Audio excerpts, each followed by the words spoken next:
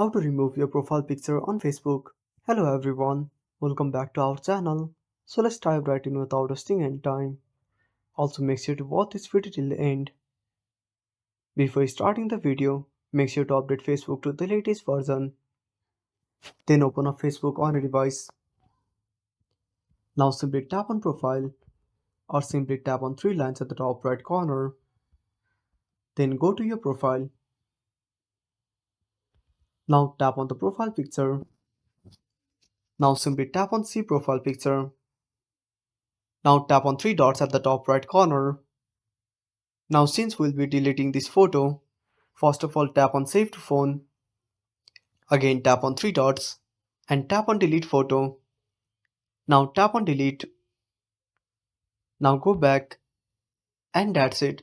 Thanks for watching, make sure to subscribe our channel and hit the bell icon.